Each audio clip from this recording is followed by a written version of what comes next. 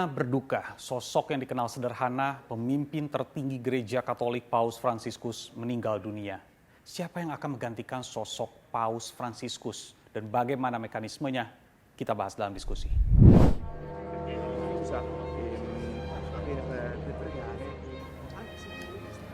Berita duka datang dari Vatikan Senin pagi waktu setempat. Vatikan memberikan pengumuman resmi atas wafatnya Paus Fransiskus. Carissimi fratelli e sorelle, con profondo dolore devo annunciare la morte del nostro Santo Padre Francesco.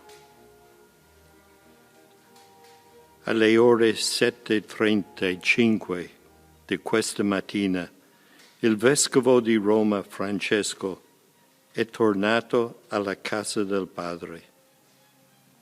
La sua vita tutta intera è stata dedicata al servizio del Signore e della sua Chiesa. Ci ha insegnato a vivere i valori del Vangelo con fedeltà, coraggio e amore universale, in modo particolare a favore dei più poveri ed emarginati. Con immensa gratitudine per il suo esempio di vero discepolo del Signore Gesù, raccomandiamo l'anima del Papa Francesco all'infinito amore misericordioso di Dio uno e trino. Dunia kehilangan sosok sederhana Paus Fransiskus termasuk Indonesia. Kedutaan Besar Vatikan Indonesia membuka kesempatan untuk warga yang ingin menyampaikan ucapan bela sungkawa atas wafatnya Paus Fransiskus. Mereka datang dari berbagai wilayah bersama keluarga atau kerabat.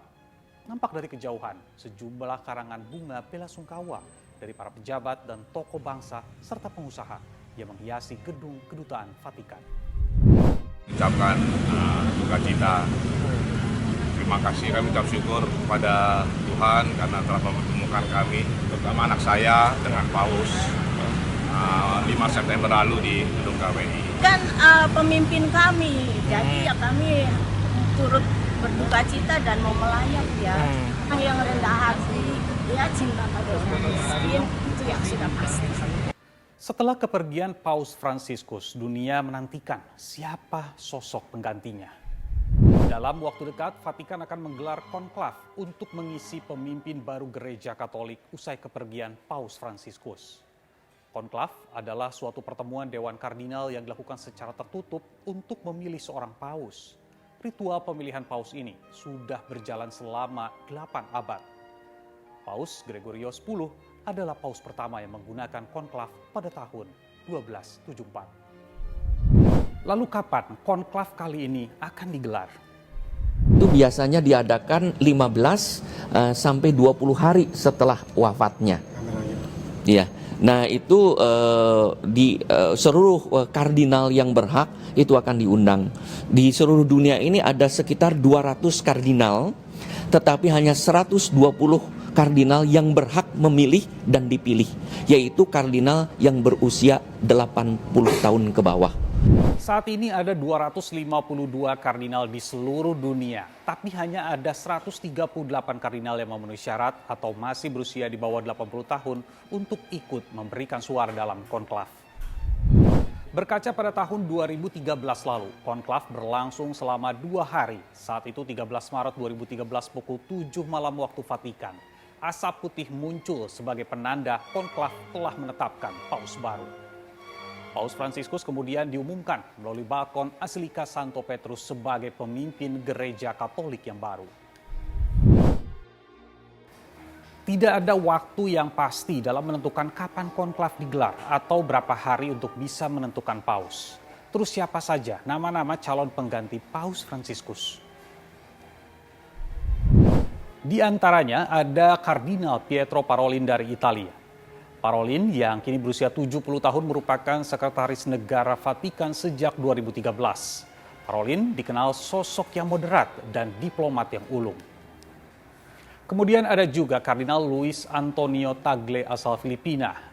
Jika terpilih, ini akan menjadi sejarah baru paus berasal dari Asia. Masih ada sejumlah nama-nama kardinal lain dari seluruh dunia sebagai calon pengganti Paus Fransiskus. Sementara dari Indonesia, Uskup Agung Jakarta Kardinal Ignatius Suharyo juga berpeluang mengikuti konklav karena memenuhi syarat usia kurang dari 80 tahun. Kardinal Ignatius Suharyo itu berusia tahun ini belum 74 tahun, ya akan 75. Jadi beliau adalah salah satu yang berhak untuk memilih dan dipilih menjadi Paus Francis, ya pengganti Paus Fransiskus. Akan dilaksanakan di Roma. Saya kira saya sampai sekarang merencanakan akan berangkat bersama dengan Bapak Kardinal. Namun yang pasti 138 kardinal yang memenuhi syarat akan menentukan dari hati mereka siapa yang akan meneruskan keteladanan Paus Fransiskus. Kita tunggu. Saya Nabila Biasa, sampai jumpa.